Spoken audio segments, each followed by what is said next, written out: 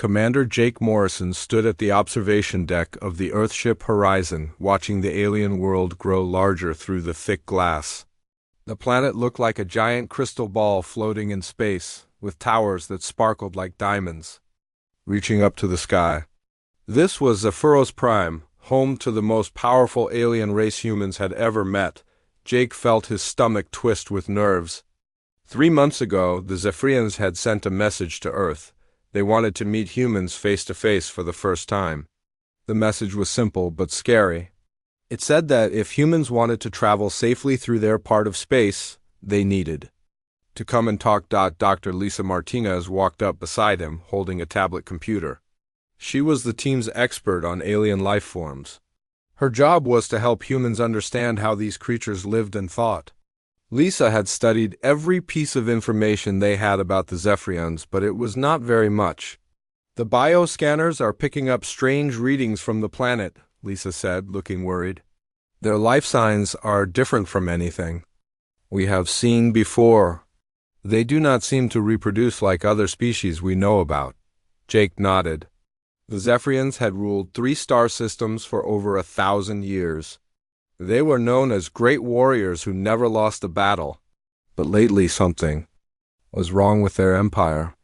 Reports from other alien races suggested that the Zephyrians were having some kind of internal problem, though nobody knew what it was. Ben Carter, the cultural attaché, joined them at the window. His job was to help prevent misunderstandings between humans and aliens. He was nervous, too, constantly checking his notes about Zephyrian customs and traditions. "Remember," Ben said, "they value order and tradition above everything else. Do not interrupt their ceremonies. Do not touch anything without permission. And whatever you do, do not show any signs of chaos or unpredictability. They see those things as weaknesses." Jake almost laughed at that. Chaos and unpredictability were probably the 2 things humans were best at. It was how they had survived so many problems on Earth. It was how they had built spaceships and traveled to the stars. But if the Zephyrians hated those qualities, Jake would have to be very careful. The ship's communication system crackled to life. Amy Rodriguez, their communications officer, spoke from the bridge. "Commander Morrison, we are receiving landing instructions from the planet. They want us to land at the Royal Palace complex." Jake took a deep breath. "Understood. Take us down." The landing was smooth, but Jake could see that the Zephyrians were taking no chances. Dozens of their ships surrounded the horizon as it descended. The alien vessels looked like flying insects made of metal and crystal. They moved in perfect formation, never varying from their assigned positions. As the human ship touched down on the landing platform, Jake got his first look at the Zephyrians themselves. They were tall, about 7 feet high, with bodies that looked like a cross between humans and insects. Their skin was hard and shiny like armor. They had 4 arms instead of 2, and their heads were larger than human heads. With big black eyes that seemed to see everything, the Zephyrians moved in perfect synchronization. When one stepped forward, they all stepped forward at exactly the same time. When one turned to the left, they all turned to the left. It was like watching a dance that had been practiced for years. Jake, Lisa, and Ben walked down the ramp from their ship. The alien air was breathable, but it tasted different. It had a metallic flavor that made Jake's nose wrinkle. The gravity was slightly heavier than Earth's, making each step feel like he was carrying extra weight. A group of Zephyrian guards escorted them through corridors, made of the same crystal material as the buildings outside. Everything was perfectly clean and organized. There were no decorations, no personal touches, nothing that seemed out of place. The walls were covered with complex patterns that hurt to look at for too long. They walked for what felt like miles before reaching the throne room. The room was huge, with a ceiling so high that Jake could barely see the top. In the center, on a throne that looked like it was carved from a single giant crystal, sat Queen Vexthara. The queen was larger than the other Zephyrians, and her armor-like skin had a golden color instead of the silver that the others wore. Her forearms were folded in a complex pattern, and her black eyes seemed to look right through Jake's skull into his brain. "Humans," the queen said, her voice echoing through the room. The translation device in Jake's ear turned her alien words into English. You have come to our world. We have ruled this part of space for many generations. We are curious about your species. Jake stepped forward and bowed the way Ben had taught him. Your Majesty, we are honored to meet you. We come in peace, hoping to build friendship between our peoples. The Queen's head tilted slightly. Friendship is not a concept we understand well. We know only order and strength. Your species is young and chaotic. We do not understand how you have survived so long. Before Jake could answer, one of the ceremonial devices near the throne began making a loud buzzing sound. Sparks flew from it, and the lights in the room flickered. The Zephyrian guards immediately became agitated, moving in their synchronized way toward the device. Jake watched as several guards tried to fix the machine. They worked in perfect coordination, but they were only doing what they had been taught to do. When their standard procedures did not work, they seemed lost. They kept trying the same solutions over and over, even though they were clearly not working. Without thinking, Jake stepped forward. May I try? He asked. The Queen raised one of her hands, and the guards stepped back. Jake looked at the device.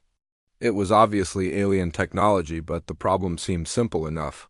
A power coupling had come loose, and the energy was arcing across a gap.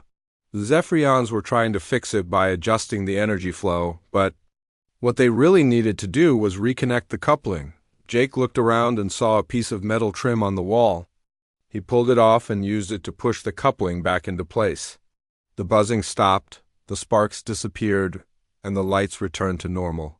The throne room was completely silent. Every Zephyrian was staring at Jake with their big black eyes. He suddenly realized he might have made a terrible mistake. Ben had warned him not to show chaos or unpredictability, and here he was, fixing their technology in a way they had never seen before. But Queen Vexara was not angry. Instead, she leaned forward on her throne, and for the first time, Jake saw something like curiosity in her alien features. How did you know to do that? She asked. Jake shrugged. I looked at the problem and tried something different. When the normal way does not work, sometimes you have to think of a new way. The Queen was quiet for a long moment. A new way, she repeated slowly. This is what you call creativity. Yes, Your Majesty. We do not have this creativity, the Queen said. We have not had it for many generations. We do what we have always done, in the way we have always done it. Jake began to understand. The Zephyrians were incredibly advanced, but they were stuck in their ways.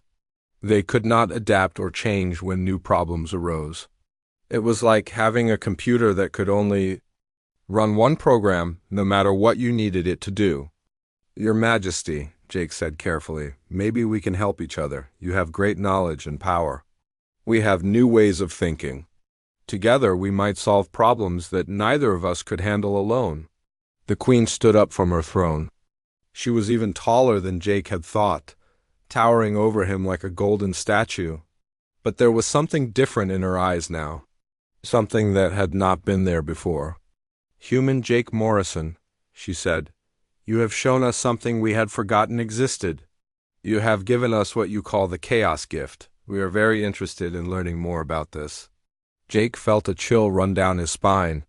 He had come here to establish diplomatic relations, but he had the feeling that he had just started something much bigger and more dangerous than anyone had expected. The next morning, Jake woke up in the guest quarters that the Zephyrians had given to the human team. The room was made of the same crystal material as everything else on the planet, and it felt cold even though the temperature was comfortable. There were no windows, just walls that glowed with a soft blue light. Jake had barely finished getting dressed when Ben Carter knocked on his door. Ben looked worried, more worried than Jake had ever seen him. We have a problem, Ben said as soon as Jake opened the door. The Queen wants to see you alone. She has requested something called a mind meld of understanding. Jake felt his stomach drop. What is that? I have been reading about it all night, Ben said, holding up his tablet. It is an ancient Zephyrian ceremony. Two beings join their minds together temporarily so they can understand each other better. But Jake, no alien species has ever done this with a Zephyrian before. We have no idea what it might do to a human brain. They walked quickly through the crystal corridors to find Dr. Lisa Martinez. She was in the team's makeshift laboratory, running tests on samples of Zephyrian technology. When she heard about the Queen's request, she put down her equipment and stared at Jake. "You cannot do this," Lisa said firmly. "We know almost nothing about how Zephyrian minds work.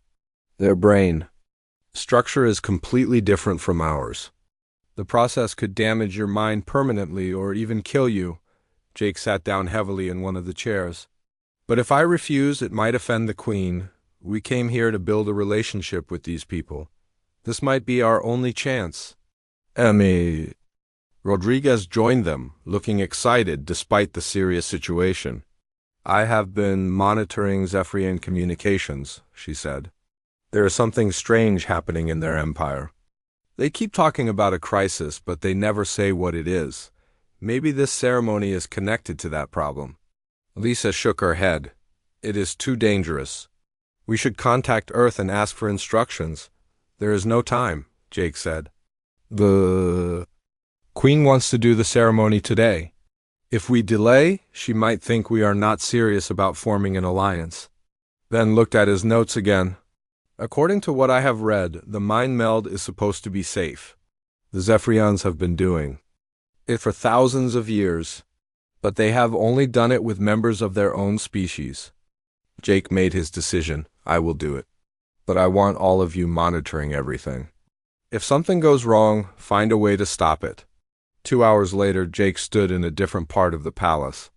This room was older than the throne room, with walls covered in ancient symbols.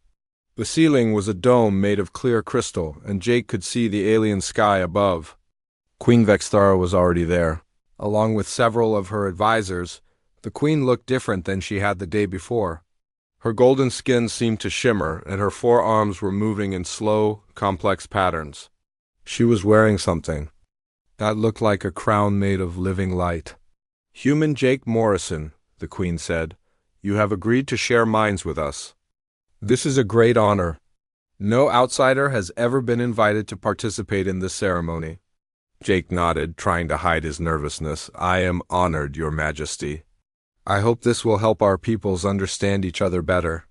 The Queen gestured to a circular platform in the center of the room. Strange devices surrounded it, humming with energy. Jake could see Dr. Martinez and the others watching from a viewing area above, their faces tense with worry. "The process is simple," the Queen explained. "You will lie on the platform. The machines will create a bridge between your mind and mine. We will share thoughts and memories for a short time. When it is over, we will understand each other as no two different species have ever understood each other before." Jake lay down on the platform. The surface was warm and seemed to adjust to the shape of his body. The Queen took her position on a similar platform nearby. Her advisors began operating the strange machines. At first, nothing happened. Jake felt a slight tingling sensation, like a mild electric shock. Then the tingling grew stronger and he began to feel dizzy. The room around him started to fade away. Suddenly, Jake was no longer in his own body. He was floating in a vast space filled with golden light. He could sense the Queen's presence nearby, but she felt different now. Instead of the stern ruler he had met, she felt ancient and sad. Images began flowing through Jake's mind. He saw the history of the Zephyrian Empire, stretching back thousands of years. He saw their great victories, their advanced technology, their perfect society. But he also saw something else. He saw that the Zephyrians had not changed or grown in centuries. They had become stuck in their ways, unable to adapt or create anything new. At the same time, Queen Vexthara was experiencing Jake's memories. She saw Earth with its chaotic weather and unpredictable seasons. She saw human cities, messy and disorganized but full of life and creativity. She saw humans solving problems in dozens of different ways, never following the same pattern twice. The experience was overwhelming for both of them. Jake felt the weight of the Queen's responsibilities, the pressure of ruling an empire that was slowly dying from the inside. The Queen felt Jake's emotions, something completely foreign to her species. She experienced wonder, curiosity, and the joy of discovery, but something unexpected began to happen. As their minds touched, Jake's chaotic human thoughts started to affect the Queen's ordered Zephyrian consciousness. It was like dropping a stone into a still pond. Ripples of change began spreading through her mind, the Queen's advisors monitoring the ceremony from their control panels saw something that shocked them. New patterns were forming in the Queen's brain, patterns that had not been seen in the Zephyrian royal line for over 300 years. Dr. Martinez, watching from above, saw the readings on her portable scanner go crazy. "Something is happening," she said urgently. "Jake's brain activity is normal, but the Queen's readings are off the charts." The golden light around Jake and the Queen began to pulse faster. Jake could feel the Queen's mind changing, growing, becoming something new. It was like watching a flower bloom, but instead of petals, new thoughts and possibilities were unfolding. The Queen was experiencing creativity for the first time in her life. Jake's human unpredictability was teaching her mind to think in ways that her species had forgotten. She was learning to imagine, to dream, to consider possibilities that had never existed before, but the process was more than just mental. The Queen's body began to change too. Her golden skin started to glow brighter, and her 4 arms moved in new patterns that no Zephyrian had ever seen. Deep inside her body, biological processes that had been dormant for centuries began to activate. Jake felt the change happening and was scared by its intensity. This was not supposed to be possible. The ceremony was only meant to create understanding, not to transform one of the participants. The Queen's advisors were panicking. Their instruments showed that their ruler was undergoing the first stages of reproduction, something that had not happened in the royal line for 300 years. But this was not normal reproduction. The Queen was not carrying a physical offspring. Instead, she was pregnant with new ideas, new ways of thinking that could change their entire civilization. One of the advisors, a tall Zephyrian named Korth, stepped forward. "Stop the ceremony," he commanded. "The Queen is being contaminated by human chaos. This is dangerous." But the Queen herself raised one of her hands, even though her eyes were still closed. "No," she said, her voice different than before.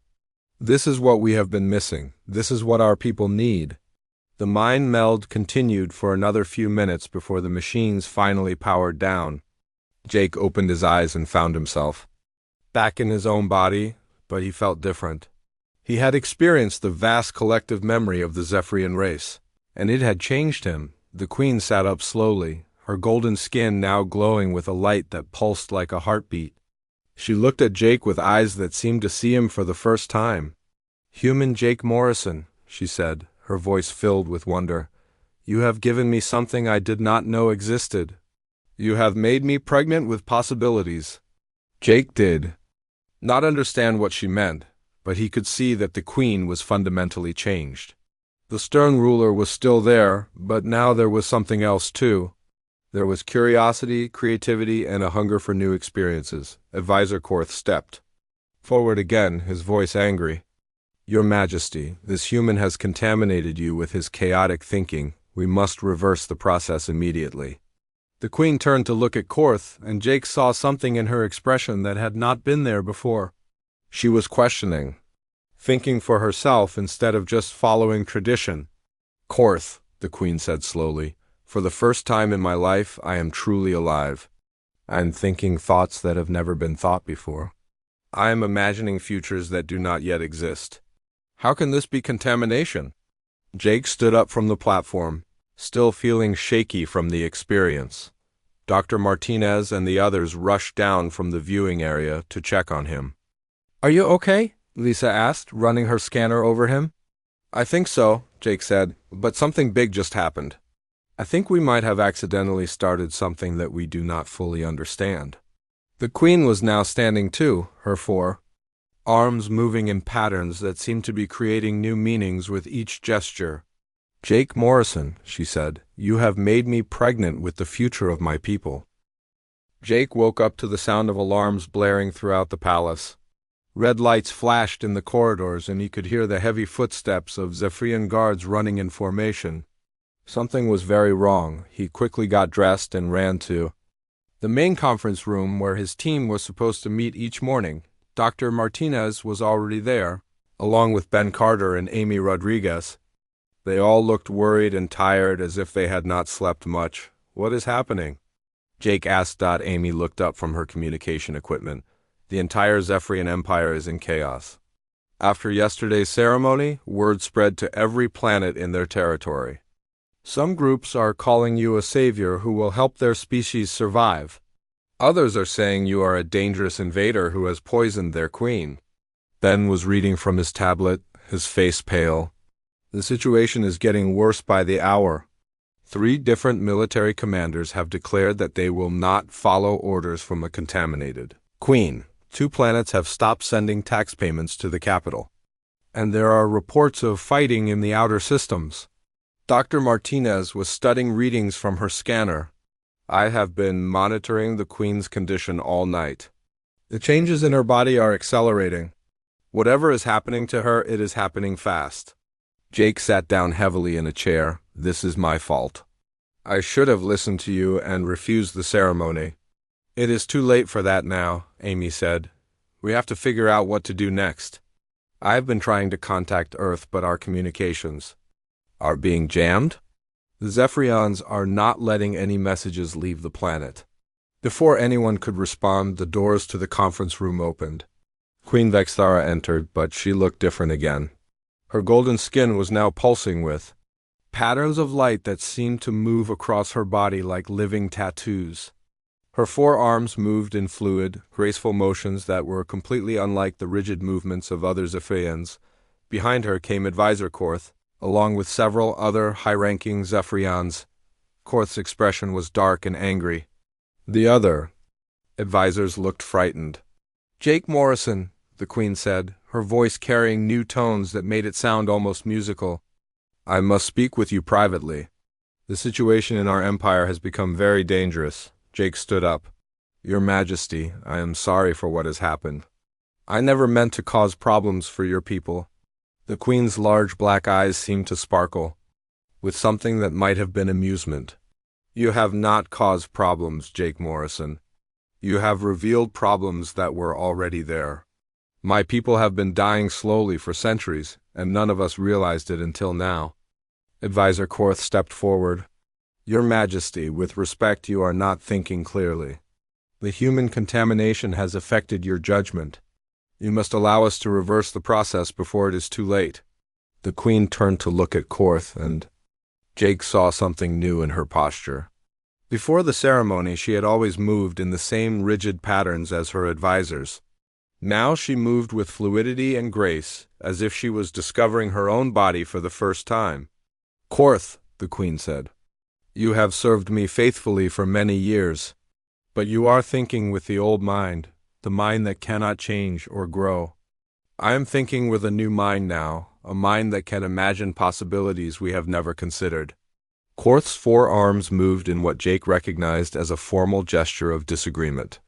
"Your Majesty, General Thane has mobilized the 4th Fleet. He says he will not serve a queen who has been corrupted by alien influence. Admiral Voss has declared martial law on 3 colony worlds. The Empire is falling apart." The Queen was quiet for a moment, and Jake could see her processing this information in a way that was completely different from how she would have handled it before. Instead of immediately issuing orders, she was considering multiple possibilities. "Perhaps," the Queen said slowly, "it is time for our empire to fall apart.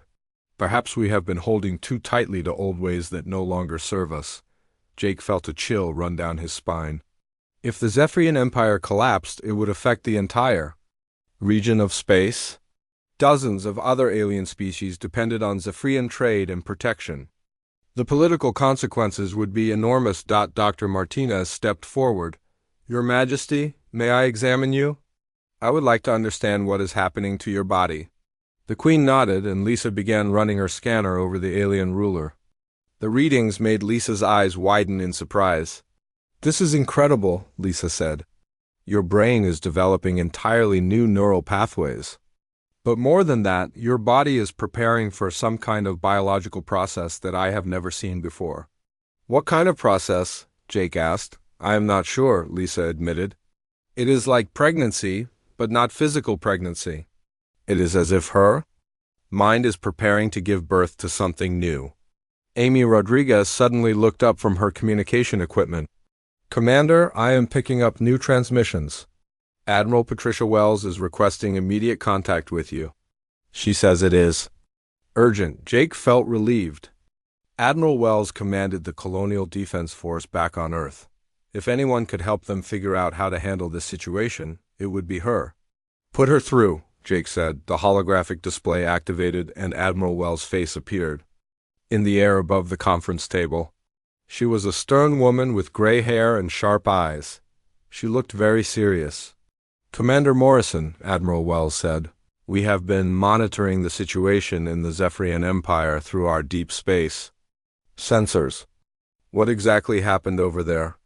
Jake quickly explained about the ceremony and the Queen's transformation. Admiral Wells listened without interrupting, but her expression grew more concerned with each detail. Commander, Admiral Wells said when Jake finished, the political implications of this are staggering. If the Zephyrian Empire collapses, it will create a power vacuum that could destabilize the entire region. But if other alien species learn that humans can somehow help them reproduce, we could find ourselves in the middle of interstellar conflicts we are not prepared for. Queen Vexthara stepped forward so that Admiral Wells could see her. Admiral Wells of Earth, the Queen said, I understand your concerns.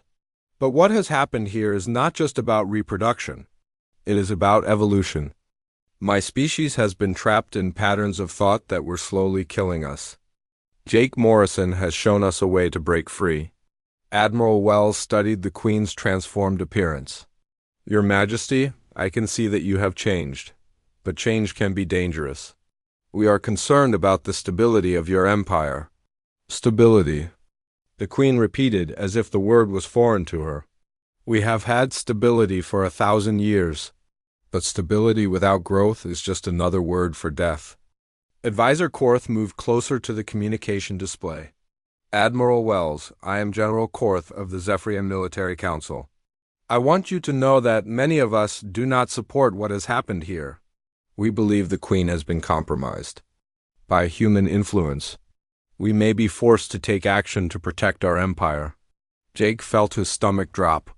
Korth was essentially threatening a military coup against the Queen, if that happened. The human diplomatic team would be caught in the middle of a civil war. Admiral Wells' expression became even more serious. General Korth, I hope you understand that any action taken against our diplomatic team would be considered an act of war against Earth. We have no quarrel with Earth, Korth replied, but we cannot allow our Queen to be controlled by alien contamination. The Queen's skin began to pulse with brighter patterns of light. I am not controlled by anyone, Korth, for the first time. In my life, I am truly free to think my own thoughts and make my own choices. Tony Blake, the team's engineer, suddenly burst into the room. He had been working on upgrading their ship's defenses. Commander, he said urgently, we have a problem. Zephyrian warships are taking positions around the planet. It looks like they are preparing for some kind of military action. Amy quickly checked her sensors. He is right. I count at least 30 ships moving into attack formations. They are not broadcasting any identification signals. Admiral Wells heard this over the communication link. Commander Morrison, I am ordering you to prepare for immediate evacuation. We cannot risk losing our diplomatic team. But Queen Vexthara raised one of her hands. Admiral Wells, if your people leave now, they will never be safe in this region of space. The military faction will see it as proof that humans are enemies of the Zephyrian Empire. But if Jake Morrison stays, if he helps me complete what we have started, we might be able to prevent a war.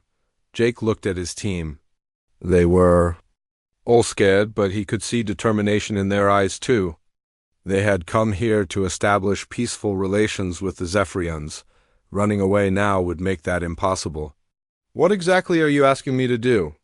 Jake asked the Queen. The Queen's forearms moved in a complex pattern that seemed to be creating new meaning with each gesture.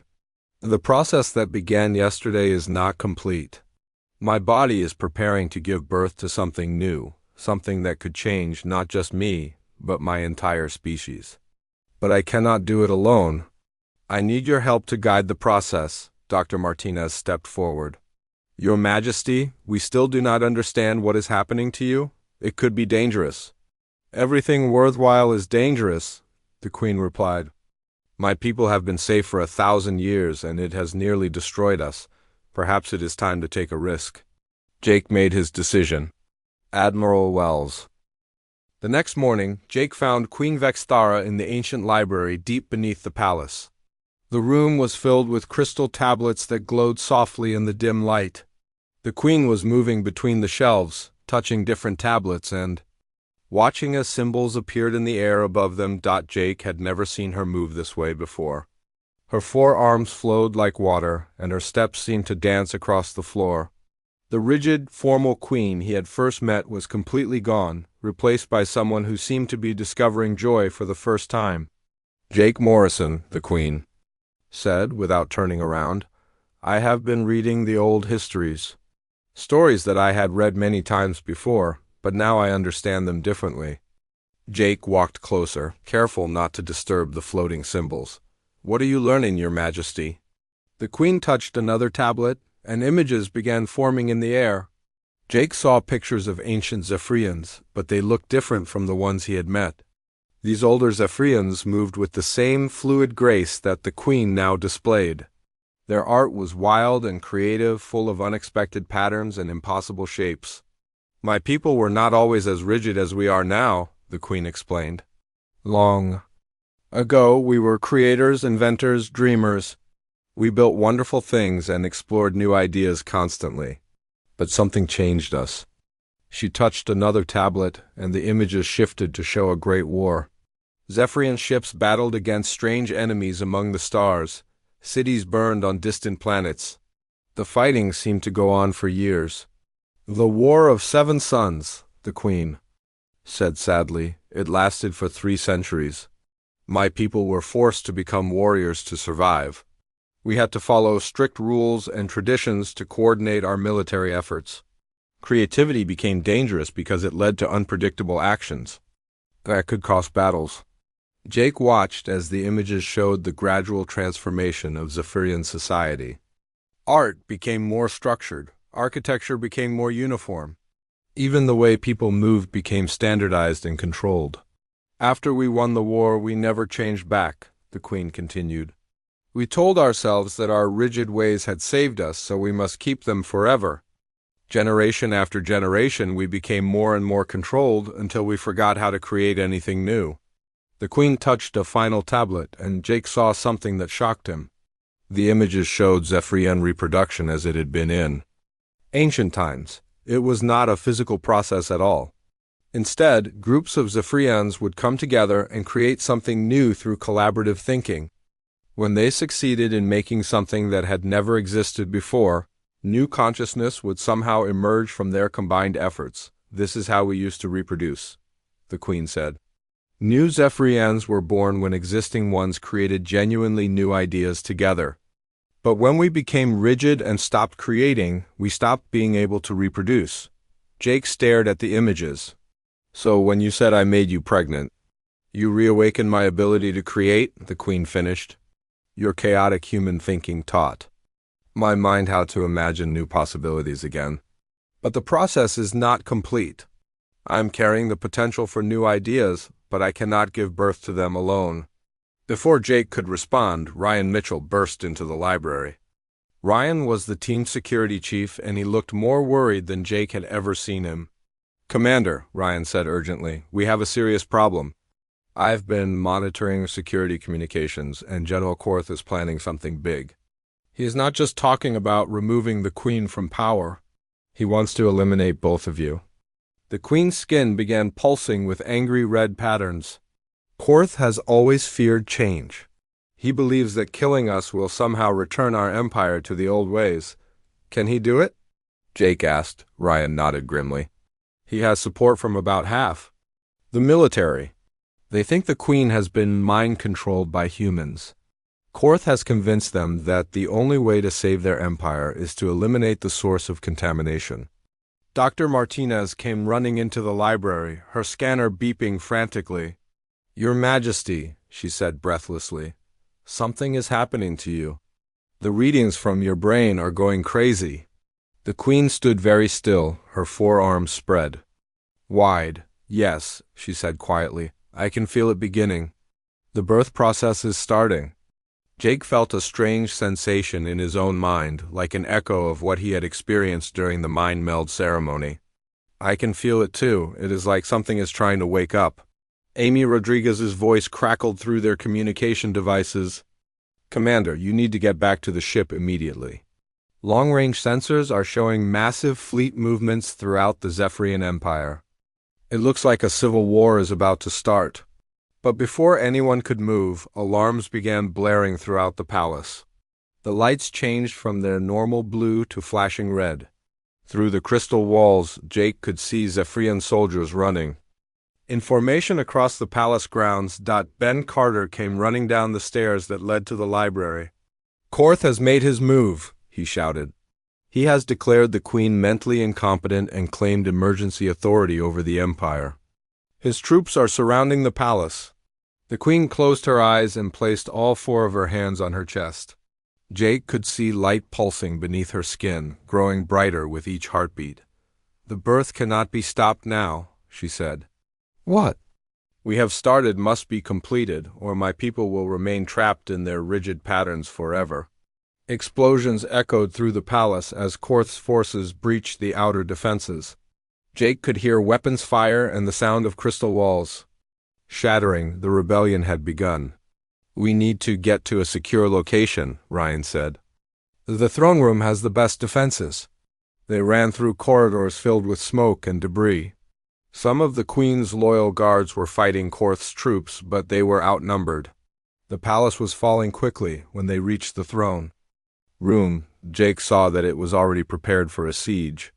Energy barriers blocked the main entrances, and defensive weapons had emerged from hidden panels in the walls. But Jake could see that it would not hold for long against Korth's forces. The Queen walked to her throne and sat down. But her posture was nothing like the formal rigidity Jake remembered from their first meeting. She sat like someone preparing for the most important moment of her life. "Jake Morrison," she said, "I need you to join minds with me again.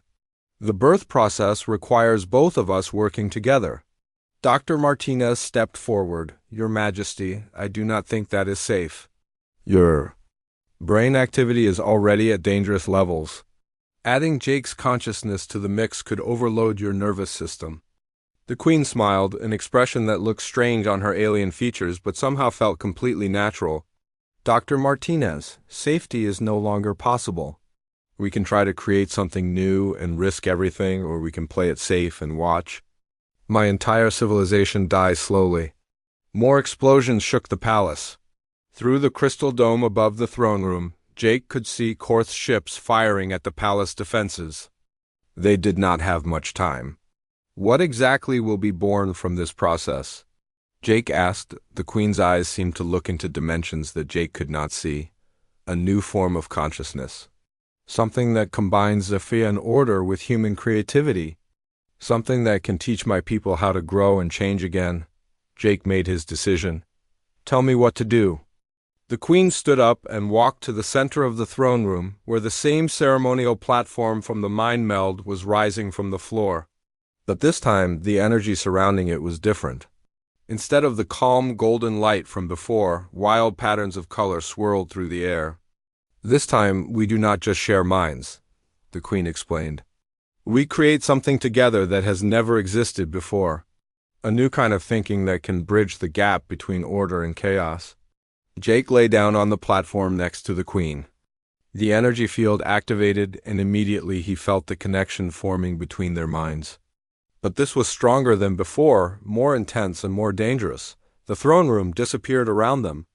Jake found himself floating in a space that was part golden Zephyrian order and part chaotic human creativity. Colors that had no names swirled around them. and shapes that defied geometry formed and dissolved in impossible patterns. He could feel the Queen's consciousness merging with his, but something else was happening too. A third presence was forming, something that was neither human nor Zephyrian, but something entirely new. Outside the throne room, Korth's forces were breaking through the final defenses. But inside the energy field, Jake and the Queen were giving birth to a new form of consciousness that would soon change everything. The doors to the throne room exploded inward with a thunderous crash. General Korth marched through the smoke and debris, followed by dozens of his soldiers. Their weapons were raised and ready to fire, but when they saw Jake and Queen Vexthara floating in the swirling energy field, they stopped in confusion. The Queen's body was glowing so brightly that it hurt to look at her directly. Jake was surrounded by patterns of light that seemed to be alive, reaching out and touching the Queen's radiance. Between them, something new was forming. It looked like a star being born, but made of pure thought instead of fire. "Stop this madness!" "Immediately," Korth shouted over the sound of crackling energy. "You are destroying our Queen with your human contamination." Dr. Martinez, Ben Carter, and the others had taken cover behind the Queen's throne. Ryan Mitchell had his weapon ready, but he knew they were vastly outnumbered. Amy Rodriguez was desperately trying to call for help, but her communications were still being jammed inside the energy field. Jake could barely hear what was happening in the physical world. He was experiencing something that no human had ever felt before. His consciousness was mixing with the Queen's, and together they were creating a third mind that belonged to neither species. This new consciousness was like a child, but a child born with the combined knowledge of both civilizations. It could think with human creativity and Zephyrian logic at the same time. It could imagine new possibilities while also understanding the consequences of change. The Queen's voice echoed in Jake's mind, but it sounded different now. "Jake Morrison, can you feel it? The new mind is almost ready to be born." Jake could feel it too. The presence between them was growing stronger, more defined. It was learning how to think for itself, how to exist as something separate from both of them. But in the throne room, Korth was losing patience. "Soldiers, prepare to fire," he commanded. "We must stop this process before it spreads to other Zephyrians." Just as the soldiers raised their weapons, something unexpected happened. The new consciousness that Jake and the Queen had been creating suddenly burst free from the energy field. It did not have a physical body, but it existed as a wave of pure thought that swept through the throne room. Every Zephyrian in the room was touched by this new form of thinking. For the first time in centuries, they experienced creativity, imagination, and the ability to question their own assumptions. The rigid patterns that had controlled their minds began to crack and dissolve. Korth staggered backward as the wave hit him. His forearms, which had always moved in precise military patterns, suddenly began moving in new ways. His eyes, which had always looked straight ahead with determined focus, began darting around the room as he noticed details he had never seen before. "What done to me?" Korth gasped. The soldiers behind him were experiencing the same transformation. Some of them lowered their weapons and stared at them as if seeing them for the first time. Others began moving their arms in flowing, graceful patterns that felt natural but were completely unlike their military training. The new consciousness continued to spread beyond the throne room. Like ripples in a pond, it flowed through the crystal walls of the palace and out into the city beyond. Every Zephyrian it touched was changed, awakened to possibilities they had never imagined. Jake and Queen Vexthara collapsed as the energy field faded. They were both exhausted, but Jake could see that the Queen looked different again. The pulsing light in her skin had stabilized into a steady, warm glow. She looked peaceful, as if a great burden had been lifted from her shoulders. "Is it over?" Jake asked weakly. The Queen sat up slowly, her forearms moving with the same fluid grace as before. "No, Jake Morrison. It is just beginning." Dr. Martinez rushed over to scan both of them. "Your brain patterns are returning to normal," she told Jake. "But Your Majesty, your readings are still showing massive changes." The Queen stood up and walked to where General Korth was standing. The military leader looked completely confused, as if he was seeing the world for the first time. Korth, the Queen said gently, how do you feel? Korth's voice was shaky. I do not understand. I came here to stop you from being contaminated, but now I am the one who feels different. I can think thoughts that I have never thought before. I can imagine solutions to problems that I never knew existed. You are not contaminated, the Queen explained. You are free. For the first time in your life, you can think for yourself instead of just following the patterns you were taught. Amy Rodriguez suddenly looked up from her communication equipment. Commander, I am receiving transmissions from all over the planet. The same thing is happening everywhere. Zephyrians are reporting that they feel different, that they can think in new ways. Ben Carter was monitoring his tablet, which showed news feeds from across the Zephyrian Empire. It is spreading to other worlds too. The consciousness that you created is somehow reaching Zephyrians throughout their entire territory. The Queen walked to the shattered windows of the throne room and looked out at her city. Jake could see that things were changing down there. 2. Zephyrian civilians were moving differently, gathering in groups and talking animatedly. Some were creating art on the walls of buildings, using colors and patterns that had never been seen before. This is what my species has been missing for 3 centuries, the Queen said. The ability to create, to grow, to become something new. General Korth approached the Queen hesitantly. Your Majesty, I owe you an apology. I thought you were being controlled by alien forces, but now I understand. You were not being controlled, you were being freed? The Queen placed one of her hands on Korth's shoulder. You do not need to apologize, old friend. You were doing what you thought was right. But now you can think beyond what you were taught to think was right. Tony Blake came running into the throne room, his face excited. Commander, you need to see this. The Zephyrian ships that were preparing to attack are standing down. Their crews are reporting that they no longer want to fight. They want to explore, to create, to build new things. Jake felt a wave of relief wash over him. The crisis was over, but more than that, something wonderful had been born. The new consciousness that he and the Queen had created was giving the Zephyrian people something they had lost long ago, the ability to choose their own future. Dr. Martinez was still studying her readings. Your Majesty, the biological changes in your body are stabilizing. It appears that the birth process is complete. The Queen smiled, an expression that looked completely natural on her transformed features. Yes, Dr. Martinez, I have given birth to the future of my people. Not to a single child, but to a new way of thinking that can spread to every Zephyrian in the Empire. Over the next few hours, reports continued to come in from across Zephyrian territory. On every world, the rigid social structures were beginning to change. People were questioning old traditions, creating new art, and solving problems in innovative ways. It was like watching an entire civilization wake up from a long sleep. Admiral Wells contacted them from Earth, her holographic image appearing in the throne room. Commander Morrison, we are receiving reports of massive changes throughout the Zephyrian Empire. What exactly happened over there? Jake looked at Queen Vexthara, who nodded encouragingly. Admiral, we accidentally discovered how to help an entire species evolve. The Queen did not give birth to a physical child. She gave birth to a new form of consciousness that is teaching her people how to think creatively again. Admiral Wells was quiet for a long moment. The political implications of this are staggering.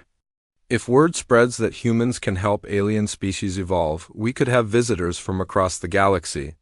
The Queen stepped forward. Admiral Wells, I would like to propose a formal alliance between Earth and the Zephyrian Empire.